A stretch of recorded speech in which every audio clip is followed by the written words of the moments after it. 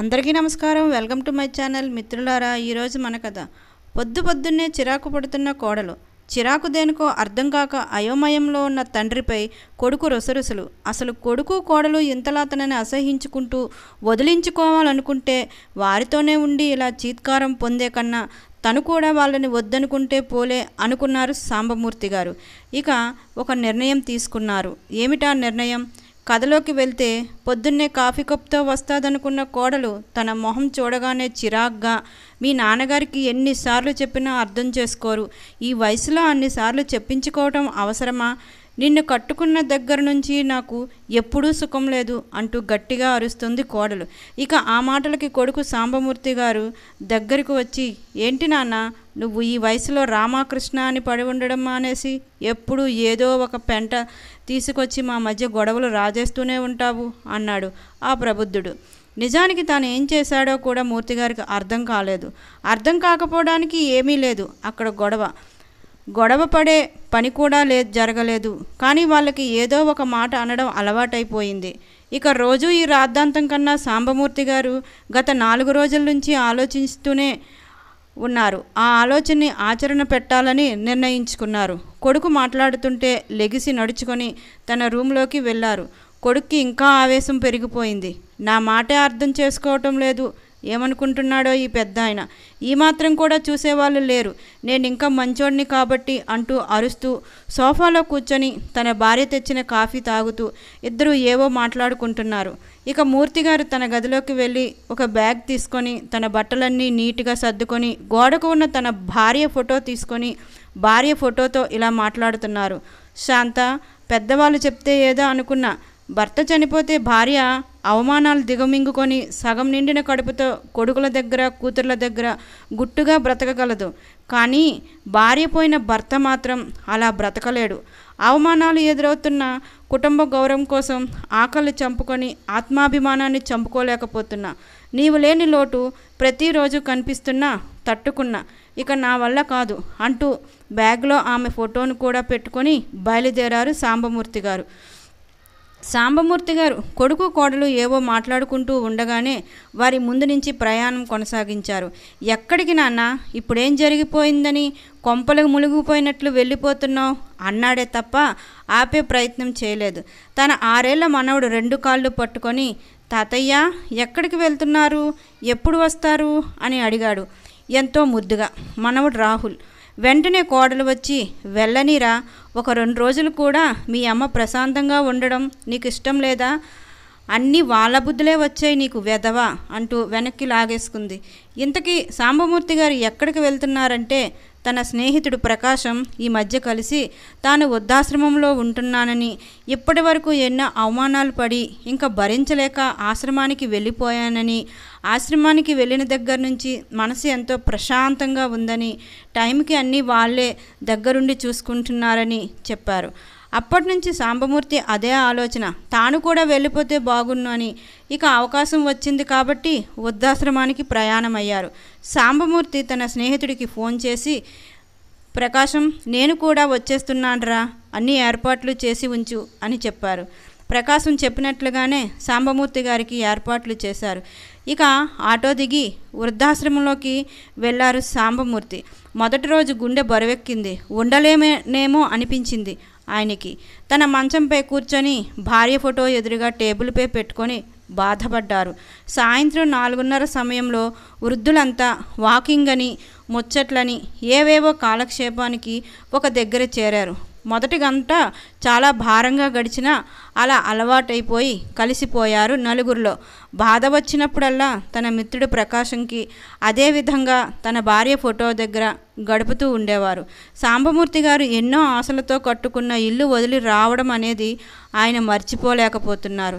తనకన్నా బాగా బ్రతికి తనకన్నా ఎక్కువ అవమానాలు పడి ఆశ్రమానికి వచ్చిన వాళ్ళు ఎందరో ఉన్నారు. వాళ్ళందరితో పోల్చుకుంటూ తనకి ఇంకా బాధని పంచుకునే స్నేహితుడు కూడా అక్కడే ఉన్నందుకు ఆనందపడుతూ ఉండేవారు. ఎప్పుడూ నవ్వుతూ నలుగురిని నవ్విస్తూ తనకి తోచిన పని చేస్తూ కాలం గడిచిపోతూ ఉండగా అనుకోని సంఘటన ఒకటి జరిగింది. ఆ రోజు సాయంత్రం రోజులానే వృద్ధులందరూ ఆశ్రమం ముందు ఉన్న మొక్కల వద్ద వాకింగ్ అని, ముచ్చట్లని, పేపర్ చదవడం అని చేస్తూ ఉండగా ఒక కారు వచ్చి ఆగింది. ఆ కారులో సుమారు 65 ఏళ్ల ముసుగేసుకొని ఒక పెద్దావిడ, ఆవిడ వెనకాల బహుశా తన కొడుకు అయ్యి ఉండొచ్చు, చెయ్యి పట్టుకొని తీసుకువస్తున్నాడు. వారి వెనకాతల ఓ స్త్రీ, ఆ పెద్దావిడ లగేజ్ కావచ్చు, ఒక బ్యాగ్ తీసుకొని వస్తుంది. ఆమెని ఎక్కడో చూసిన జ్ఞాపకం గుర్తొస్తుంది, కానీ ఎవరు అనేది స్పష్టత రావటం లేదు. సరేలే అనుకొని వాకింగ్ చేస్తున్నారు సాంబమూర్తి గారు.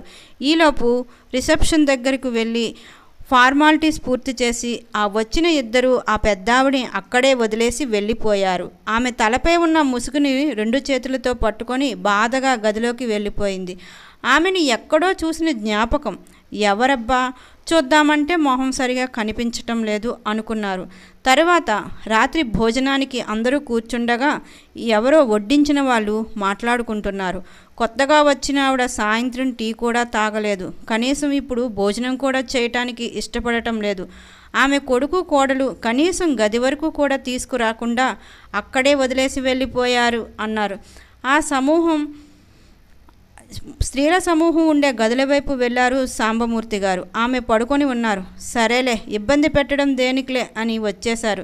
తెల్లవారుజామున వృద్ధులందరూ ప్రార్థనా మందిరంలో హాజరయ్యే సమయంలో పెద్దావిడ కూడా వచ్చి ప్రార్థనా సమయం పూర్తయ్యాక వెళ్ళిపోతూ ఉండగా సాంబమూర్తి గారు ఆమెను పిలిచి, అమ్మా, ఒక్కసారి ఇటు తిరగండి. మీకు నేను తెలుసా? మీరు నన్ను గుర్తుపట్టారా? నేను మిమ్మల్ని ఎక్కడో చూసిన జ్ఞాపకం వస్తుంది, కానీ ఈ మధ్య కాస్త మతిమరుపు రావడం వల్ల గుర్తుపట్టలేకపోతున్నా. ఎవరు మీరు అని అడిగారు. ఆమె ముసుగు తీయకుండానే, సమాధానం చెప్పకుండానే వెళ్ళిపోయి తన బెడ్పై కూర్చొని ఏడుస్తున్నారు. సాంబమూర్తి గారు పట్టువదలని విక్రమార్కునిలా ఆమె చుట్టూనే చేరి మరలా అడిగారు. ఆమె ముసుగు తీసి సాంబమూర్తి గారిని పలకరించారు. అంతే. సాంబమూర్తి గారు ఏమీ మాట్లాడకుండా వెనుతిరిగి తన బెడ్ దగ్గరికి వచ్చేసి ఆశ్చర్యచరితుడై మౌనంగా ఉండిపోయాడు.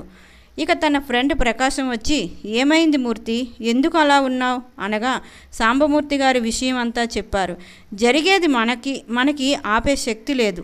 జరుగుతున్న దాన్ని బాధలో పడి ఆస్వాదించలేం. ఏం జరిగినా మన మంచికే అనుకొని వదిలేసేం సాంబమూర్తి అని ఓదార్చి తనతో పాటు బయటకు తీసుకొని వెళ్ళారు. తర్వాత 2 రోజుల తర్వాత తన కొడుకు, కోడలు, మనవడితో సహా వచ్చి, నాన్న, నీ మనవడు రాహుల్ పుట్టినరోజు మరో 2 రోజుల్లో ఉంది. అందరినీ పిలిచాం. వచ్చిన వాళ్ళందరూ మిమ్మల్ని అడుగుతారు. మీరు ఎక్కడా అని అడిగితే సమాధానం చెప్పటానికి కాస్త ఇబ్బందిగా ఉంటుంది. దయచేసి మా బాధను అర్థం చేసుకొని పుట్టినరోజు అయ్యే వరకు ఉండి వెలుదురు రండి అని పిలిచారు. సాంబమూర్తి రాను అని చెప్పి తన గదిలోకి వెళ్ళిపోయాడు.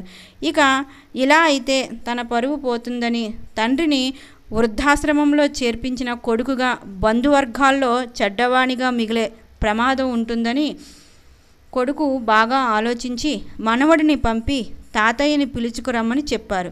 ఇక తన మనవడు రాహుల్ వెళ్ళి ముద్దుగా, తాతయ్య, నా పుట్టినరోజుకి రావా? నానమ్మ ఎలాగా లేదు, నువ్వేనా, రా తాత అని పిలిచాడు. పిల్లలు దేవునితో సమానం. వాడిని బాధ పెట్టడం ఇష్టం లేక సాంబమూర్తి కొడుకు కోడల వద్దకు వచ్చి, సరే నేను వస్తా. పుట్టినరోజు ఫంక్షన్ అయిపోయిన మర్నాడే మరలా మీ ఇద్దరు దగ్గరుండి నన్ను నా గది వరకు తీసుకువచ్చి దింపి వెళ్ళండి. ఈ షరతుకు ఒప్పుకుంటే నేను వస్తా అన్నారు. వారు ఒప్పుకున్నారు. అక్కడే ఉండమని సాంబమూర్తి గారు తన బట్టలు ఒక చిన్న బ్యాగ్లో పెట్టుకొని ఇంటికి వెళ్ళారు. ఇంటిని చూడగానే సాంబమూర్తికి ఒక్కసారిగా గతించిన జ్ఞాపకాలు కళ్ళ ముందు మెలిగాయి. తన భార్య ఎంతో కష్టపడి తన కలలకు తగ్గట్లుగా కట్టుకున్న ఇల్లు, కానీ ప్రకాశం చెప్పిన మాటలు కూడా గుర్తొచ్చాయి. శక్తి లేని మనలాంటి వాళ్ళు జరిగే పరిణామాలను మౌనంగా భరించాలి తప్ప ఎదురెళ్ళి కష్టాలు తెచ్చుకోకూడదు అని. అందుకే తన రూమ్లోకి వెళ్ళిపోయారు. చాలా రోజుల తర్వాత కంటి నిండా నిద్రపోయారు సాంబమూర్తి గారు.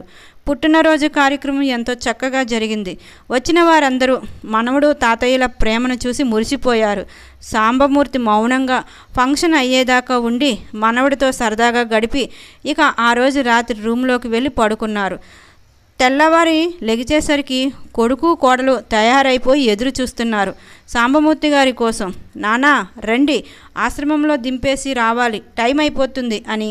సాంబమూర్తి వీళ్ళ అవసరానికే నన్ను తీసుకువచ్చారు, అవసరం అయిపోయింది కాబట్టి మళ్ళా వదిలించుకోవాలనుకుంటున్నారు. సరే, నేను వచ్చింది నా మనవడి కోసం, వాడి ఆనందం కోసం. నేను కూడా రెడీగా ఉన్నాను, పదండి వెళ్దాం అన్నారు. కోడలి మొహంలో పట్టరాని సంతోషం. ఎక్కడ మామయ్య ఉండిపోతారో అని బాగా టెన్షన్ పడినట్లుంది. ఇప్పుడు తిరిగి వెళ్ళిపోతునేసరికి మొహంలో కాంతి వెలిగిపోతుంది. ఇక షరతు ప్రకారం సాంబమూర్తి గారి గది వరకు రావటానికి కొడుకు కోడలు అంగీకరించారు కాబట్టి గది వరకు నడుచుకుంటూ వెళ్తున్నారు. అప్పుడు బయటికి వచ్చారు పద్మావతమ్మ. ఆమెను చూసి కోడలు ఒక్కసారిగా షాక్కు గురయింది. వెళ్ళి కౌగలించుకొని, అమ్మా నువ్వేంటి ఇక్కడ, నువ్వు ఇక్కడున్నావేంటి? నీకోసం అన్నయ్యకి వదినికి ఎన్నోసార్లు ఫోన్ చేశా. మొదట్లో ఎత్తి కట్ చేసేసేవారు, ఇప్పుడు నా ఫోన్ లిఫ్ట్ చేసేయటం కూడా మానేశారు. వాడికి ఎంత ధైర్యం! నిన్ను వాడి పెళ్ళాం మాటలు విని ఈ ఆశ్రమంలో జాయిన్ చేస్తాడా? ఉండు, ఇప్పుడే వాడికి బుద్ధి చెప్తా అంటూ ఆవేశంగా ఊగిపోతుంది పద్మావతమ్మ కూతురైన సాంబమూర్తి గారి కోడలు. అయినా ఇంత జరుగుతుంటే నాకు ఒక్క ఫోన్ చేసి చెప్పాలి కదా, నువ్వు నీకేం కర్మ పట్టింది ఇలా ఆశ్రమాల్లో ఉండడానికి అంటూ ఏడుస్తుంది. అప్పుడు పద్మావతమ్మ గారు ఇలా అన్నారు, ఏం చెప్పమంటావు? నీ మాటలు విని తన తండ్రిని వృద్ధాశ్రమంలో జాయిన్ చేశాడు నీ భర్త, అలాగే వాడి భార్య మాటలు విని నన్ను వృద్ధాశ్రమంలో జాయిన్ చేశాడు మీ అన్న. ఇద్దరే. ఎవరిది తప్పంటావు? నా పెంపకమే తప్పు, నేనే సరిగా పెంచలేదేమో మిమ్మల్ని. నీలాంటి దానికి నా బాధ ఎలా చెప్పమంటావు అన్నది పద్మావతమ్మ. ఆ మాటలకు తాను చేసిన తప్పేంటో తెలుసుకొని ప్రాయశ్చిత్తంగా ఇద్దరిని తనతో తీసుకువెళ్ళాలని నిర్ణయించుకున్నారు సాంబమూర్తి కొడుకు కోడలు. అయితే సాంబమూర్తి గారు పద్మావతమ్మ తిరిగి వెళ్ళడానికి ఇష్టపడలేదు. మీరు మమ్మల్ని వదిలించుకోవాలనుకున్నాక మేము మరలా మీ దగ్గరికి వచ్చిన భవిష్యత్తులో ఏదో ఒకరోజు వీరిని అనవసరంగా తీసుకువచ్చామే అని మరలా మీకు అనిపించవచ్చు. ఆ కర్మ ఎందుకు?